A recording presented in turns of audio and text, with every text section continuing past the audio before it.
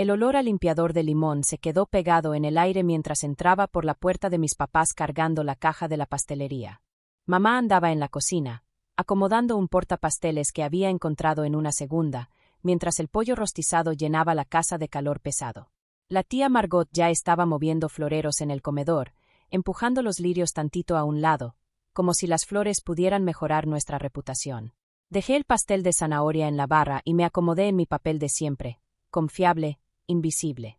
Celeste llegó 10 minutos tarde, peinada, con la voz retumbando, anunciando que acababa de tomarse un café con un comprador de Sorewood Hills. No traía bolsita de regalo, ni postre, ni tarjeta, solo su historia.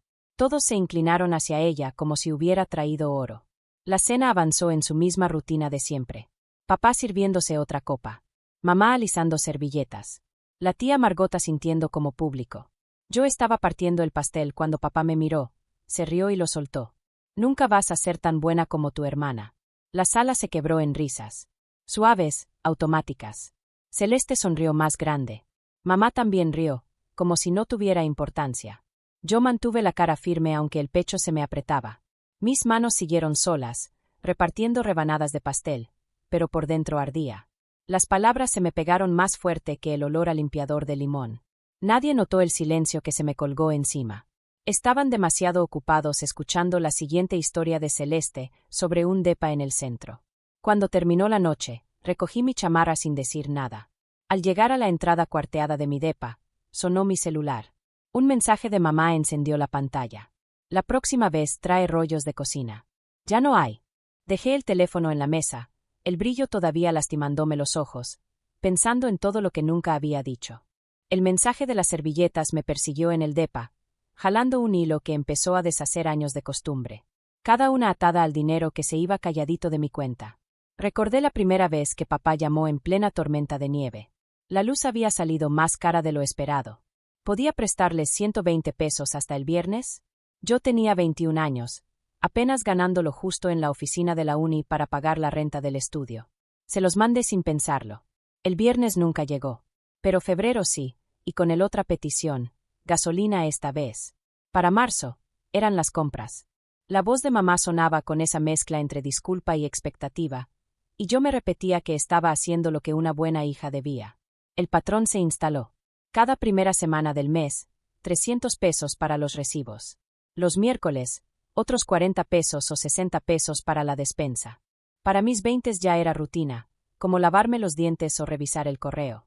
Fui a Bodmans más veces de las que puedo contar, dejando bolsas de verduras y básicos mientras Celeste subía selfies en la terraza del Memorial Union. Compré un termostato en el Home Depot de Stockton Road, y lo instalé yo sola porque a papá le dolía la espalda. Cuando se descompuso el boiler, mi tarjeta pagó el depósito del plomero. Siempre me repetía que el amor se veía en la confiabilidad, que ser la que nunca falla era mi identidad, aunque nadie lo agradeciera. Celeste seguía siendo la estrella, la hija dorada con la sonrisa brillante. Yo era el ruido de fondo, estable pero olvidable. Una noche, revisando mi app del banco, empecé a guardar capturas de cada transferencia. Al principio por accidente. Luego fue a propósito. Carpeta por carpeta, mes por mes. Junté pruebas de una vida vivida en transacciones silenciosas. La carpeta creció hasta sentirse más pesada que mi silencio, y supe que tarde o temprano iba a exigir abrirse. Celeste sabía llenar un cuarto, aunque fuera solo con la cámara de su cel. Armaba casas abiertas en Monroe Street con tazones de limones brillantes en cocinas impecables, luego subía reels riéndose en porches que ni eran suyos. En las noches tibias posaba en la terraza del Memorial Union con un vaso de chela en la mano y el lago extendiéndose detrás. Cada publicación juntaba likes que parecían confirmar todo lo que mis papás ya creían. En las reuniones familiares, sus historias eran el centro. Mamá le contaba a cualquiera que Celeste estaba a punto de ser la mejor vendedora de casas en el condado de Dañe. Papá presumía sus contactos, que sabía con quién juntarse. Cuando salían los temas de cuentas, reescribían el pasado tan fácil que hasta sonaba verdad. En acción de gracias, cuando se descompuso el boiler, mamá sonrió a la tía Margot y dijo: Celeste fue la que hizo las llamadas que nos salvaron. Yo me quedé callada, recordando el depósito del plomero cargado a mi tarjeta, el recibo aún guardado en mi carpeta. Mientras tanto, mi vida se encogía para darles espacio a ellos. Cancelé cenas con mis compañeros porque había hecho otra transferencia esa tarde. Postergué una cita con el dentista 2 años, siempre diciéndome que luego la reprogramaba, cuando hubiera menos apuro. Hasta la silla de mi mesa de cocina cojeaba cada vez que me sentaba, una ganga de Craigslist que nunca reemplacé porque siempre había algo más urgente para ellos. Y luego vino el momento que más me dolió. La tía Margot, acomodando flores como siempre, se inclinó sobre la mesa durante una de las historias de Celeste y dijo: «Ella es la confiable, ¿a poco no?». Mamá asintió. Papá rió. Y Celeste sonrió. La palabra confiable era para mí, la hija que mantenía las luces prendidas y el refri lleno. En ese instante entendí que mi papel me lo habían robado y pintado con colores más brillantes, y yo me había quedado callada demasiado tiempo. Esa noche, de vuelta en mi depa, abrí la carpeta de capturas de pantalla y sentí el peso aplastándome, como si me retara a contar. El sueño ya me era un extraño. Mientras más intentaba cerrar los ojos, más se repetían en mi cabeza las palabras de esa cena. Al final me rendí. Agarré el cel y abrí la app del banco. El resplandor iluminó mi depa chiquito. El único sonido era el zumbido del radiador viejo. Empecé a desplazarme. Las transferencias iban más atrás de lo que quería aceptar. Luz, despensa, gasolina, reparaciones del coche, la lista interminable de no más esta vez.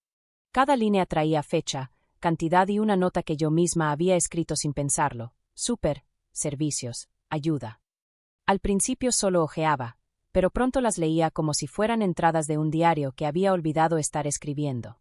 Me dije que iba a parar después de unos meses, pero el dedo seguía corriendo la pantalla. Años desfilaron en minutos. Cuando llegué al principio, la suma en mi cabeza ya era imposible de ignorar. Agarré una libreta junto al sillón y empecé a anotar, la pluma marcando cada vez más fuerte con cada suma. Cuando por fin paré, el número me regresó la mirada, casi 29,000 pesos. Me golpeó más duro que cualquier insulto. No era solo dinero. Eran los viajes que no hice, los ahorros que nunca tuve, las citas con el dentista que cancelé, los fines de semana en casa mientras Celeste subía fotos desde otro restaurante junto al lago. Me quedé ahí sentada, la mano temblando, preguntándome cómo había dejado que el silencio me costara tanto.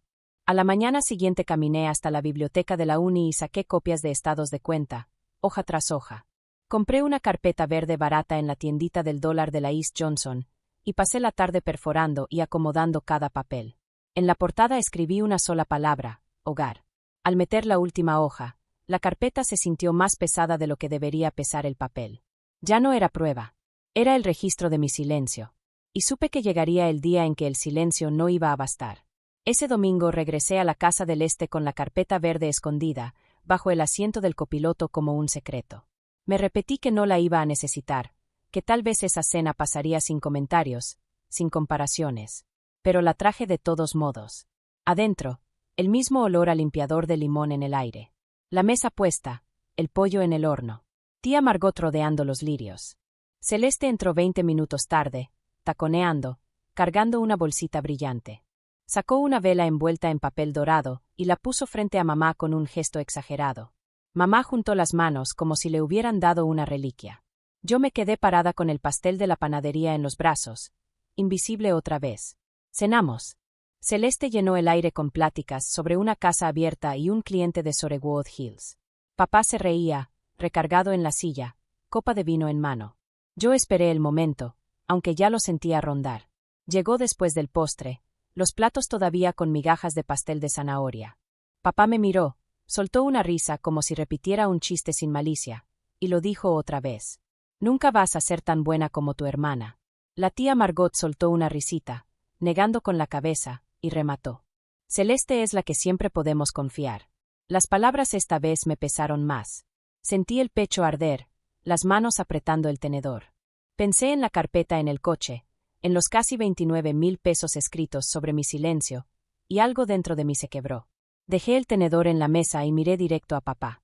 Entonces dile a ella que pague todas las cuentas, dije firme, claro. Porque yo ya no voy a mandar dinero. El cuarto se quedó helado. Mamá soltó un jadeo, la mano en el pecho. ¿Estás loca?, preguntó. Celeste parpadeó, luego sonrió de lado, como si le hubieran dado otra línea en su papel de estrella. Papá frunció el ceño, la risa desaparecida, pero no dijo nada. Tía Margot se removió incómoda entre las flores que había estado acomodando toda la noche. Nadie se movió. El silencio se estiró. Y por primera vez, no corrí a llenarlo. Lo dejé ahí, pesado como la carpeta esperándome en el carro, sabiendo que el siguiente momento iba a pedir más que callarme. El domingo siguiente llegó la invitación en el chat familiar. Palabras alegres. Cena a las 6. Vamos a hablar de un plan. Yo sabía qué tipo de plan iba a ser. De todos modos crucé la ciudad, esta vez con la carpeta no escondida, sino a la vista en el asiento del copiloto, su peso firme en cada vuelta. Al entrar, la mesa estaba distinta. El pollo ya servido en una charola, pero al lado había una calculadora, un montón de sobres y una libreta llena de números. Mamá se enderezó en la silla. Papá serio, como solo se ponía con multas de tránsito. Celeste recargada en el mostrador, escrolleando en el cel. Hemos estado pensando, empezó papá. Con los precios subiendo, los intereses, la inflación, tiene sentido que todos aportemos regularmente. Un plan de contribución familiar, dijo, dándole golpecitos a la calculadora como si los números fueran inevitables. Todos, repitió mamá. Es lo justo. Hizo un gesto hacia Celeste, que ni levantó la vista. Yo me senté despacio, saqué la bolsa del hombro y puse la carpeta verde sobre la mesa. Antes de hablar de planes nuevos, tenemos que hablar de los últimos 4 años, dije. Mamá parpadeó. ¿Y eso qué es? ¿Recibos? Sí, contesté. Abrí la carpeta, las hojas desplegándose, llenas de fechas, cantidades, notas. Cada transferencia, cada pago, luz, súper, reparaciones. Puede que se me haya pasado alguno. El ambiente cambió. La mandíbula de papá se tensó. Este no es momento de jugar a la contadora. Mamá hojeó unas páginas, frunciendo el ceño. Eran regalos, Thompson. Tú quisiste ayudar. Nosotros nunca pedimos nada de esto. Celeste por fin levantó la mirada, una sonrisita burlona en la boca. Órale, sí que llevas la cuenta, ¿no? Cerré la carpeta con calma, deslizándola hacia mí. Mi voz salió más serena de lo que esperaba. Soy su hija, no su banco. Si necesitan ayuda, la piden. Y aceptan un no como respuesta. Pero los retiros en silencio se acabaron. Papá se inclinó hacia adelante, la calculadora aún bajo su mano. Estás siendo irrespetuosa. ¿Irrespetuosa? Repliqué, viéndolo a los ojos. Es reescribir mi vida mientras esperan mi chequera.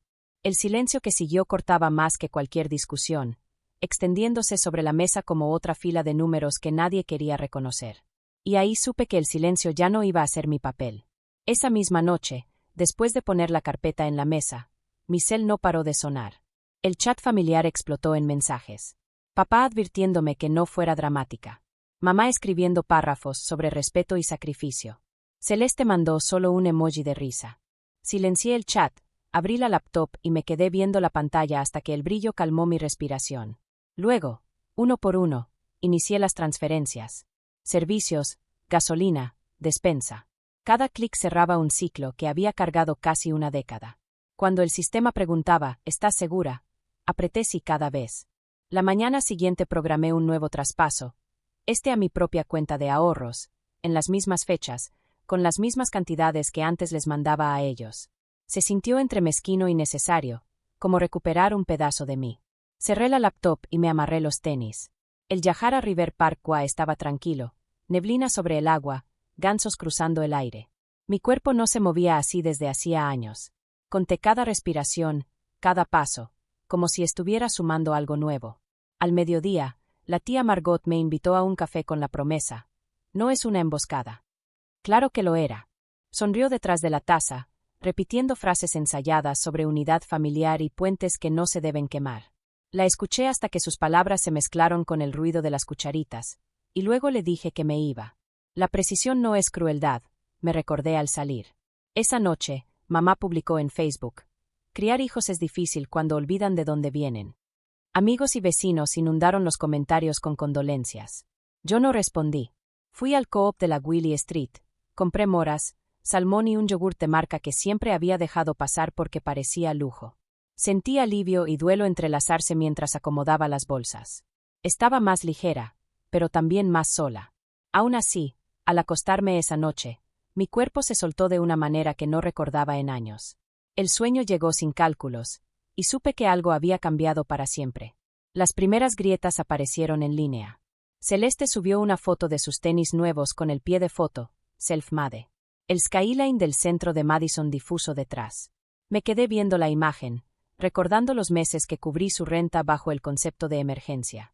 Poco después me escribió papá: somos un equipo, Thompson. Todos ponemos de nuestra parte. Mamá siguió con un mensaje largo proponiendo empezar de cero. Acordemos una cantidad, tal vez 300 al mes. Así no hay confusión. Cerró con un emoji sonriente, como si eso suavizara la petición. Esa misma semana llegó una carta a mi depa, dirigida a mis papás, pero reenviada a mí porque mi dirección aún estaba en un papel viejo. Un aviso de cobranza, 312 pesos vencidos. La tuve en las manos, sintiendo el tirón del hábito. Por un instante me imaginé abriendo la app del banco, pagándola antes de que les afectara el crédito.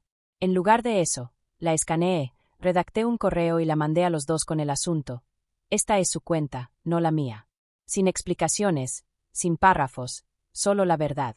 En la siguiente escena, Celeste evitó mis ojos al principio.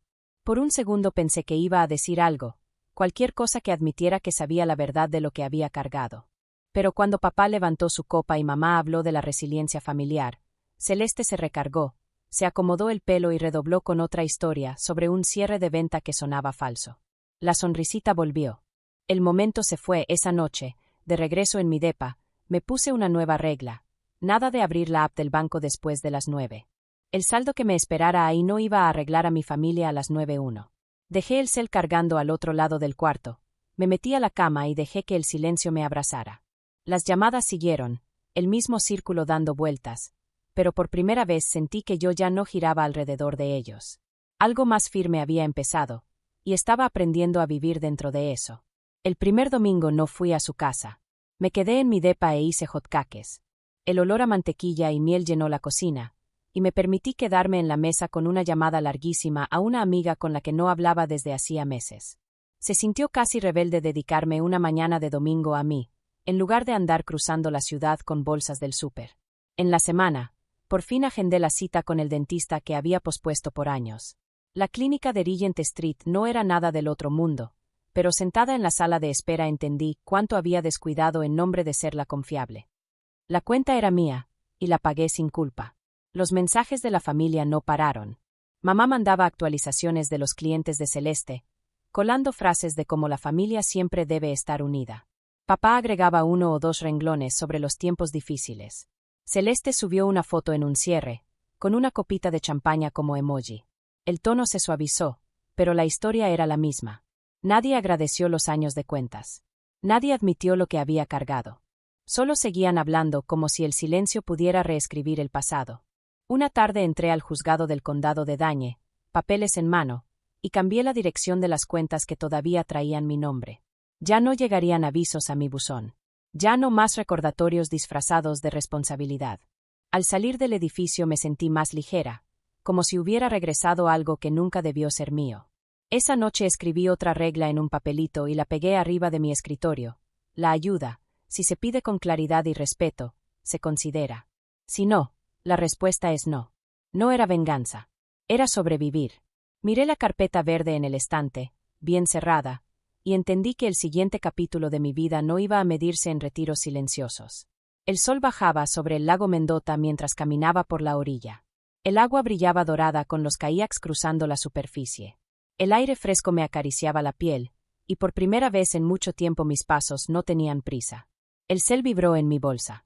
Otro mensaje del grupo familiar. Otra noticia del nuevo logro de Celeste. Lo vi de reojo, escribí una respuesta neutra y lo guardé. Sin dinero adjunto, sin hilos escondidos. De regreso en casa, abrí una cajita de latón que tenía en el escritorio. Dentro había una llave de bronce que encontré en un cajón, de una cerradura que ya ni existía. La puse en un marco de sombra y escribí una sola palabra en el fondo: límites. La colgué sobre el escritorio, no como adorno, sino como recordatorio de dónde estaba la línea ahora. La carpeta verde se quedó en el closet, entre anuarios viejos y una cobija de invierno. Ya no necesitaba sacarla en cada conversación. No tenía que blandirla como arma. Su trabajo estaba hecho. Guardaba la verdad que yo había dudado demasiado tiempo. Y con saber que estaba ahí, era suficiente. Incluso cuando llegaban mensajes, mamá mandando una foto del perro, papá dejando caer indirectas sobre meses difíciles. Ya no sentía ese tirón de siempre, esa urgencia de arreglarlo todo. Su historia seguía siendo suya. La mía había cambiado. Me serví un vaso de agua. Me senté en el escritorio bajo la llave de bronce y dejé que el silencio me sostuviera. Por primera vez, el silencio era mío.